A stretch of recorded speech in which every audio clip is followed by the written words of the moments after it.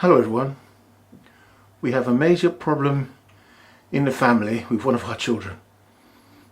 Our son Isaac has got a special needs disorder which is so extreme that we do not know what to do. We're going to have to get specialist help. Our son has got damage from the vaccine he had when he was a little baby, and it changed his personality, and we noticed slight disorders in the body, in the mind. As he's grown older, this has got extreme, and we do not know what to do about it.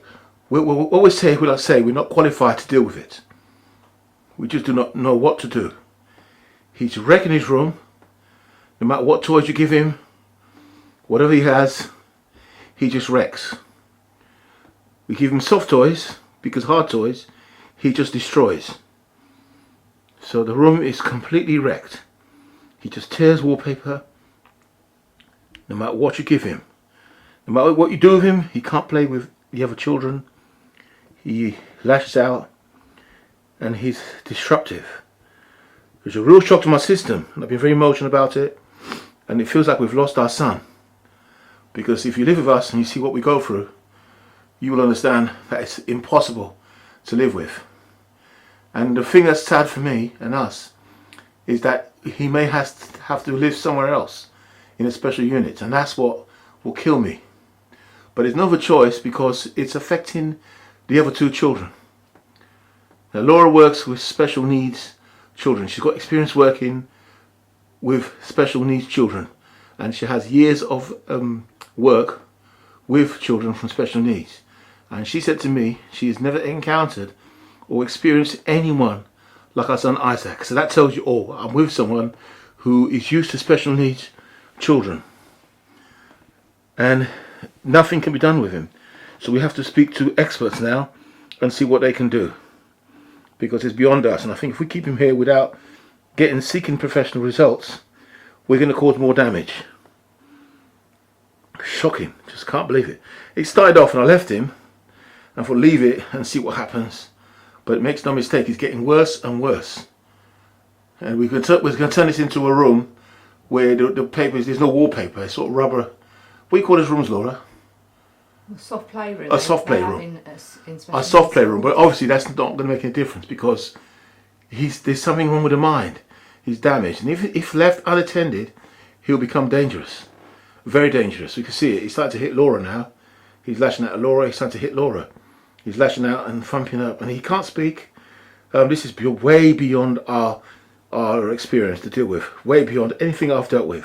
He needs one-to-one support, which I can't be there all the time. And it's hard for one-to-one. Even with one-to-one support, it's not enough because Laura has the two other children, and we've got to do something. We'll do something, and we'll let you know what's happening. But this is seriously stressful and damaging. You can't do anything. You can't leave him in the kitchen. You can't leave him near any knives or cutlery because it's dangerous. He can strike out and want to deal with children. And it's quite weird because Laura had a brother like that, but his brother wasn't as bad as how Isaac is in terms of his destruction and damage to the place. But could you imagine what this could be led to? And the thing is, you have to keep an eye on the children, where Laura never had that protection from a family. So brother eventually abused her because they was left unattended and not cared for in that way. So isn't it funny how ironic how we've got it now in our son? It's come through.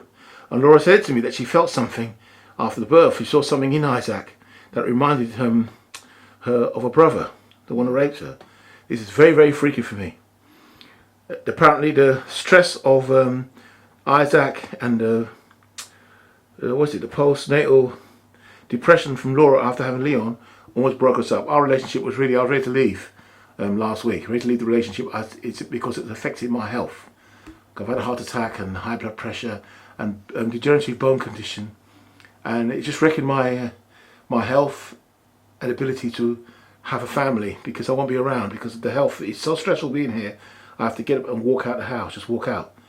So this is how things are. It's not point having a YouTube channel. I'm not telling people how we're living. I'm just showing all the good points of the channel and not happy. Life is not like that.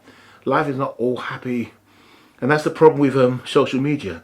Social media only shows the good things, how people are happy, and people are not always happy. They have problems, and we like to show on the channel the problems we're having with our family.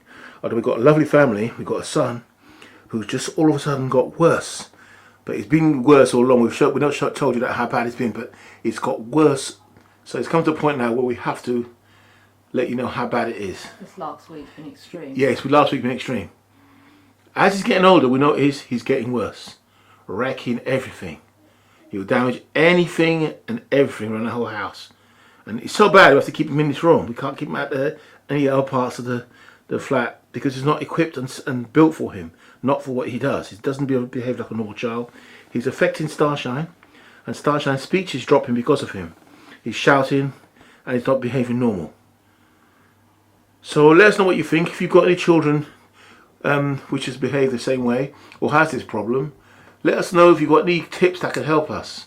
Because believe me, our family right now need real help.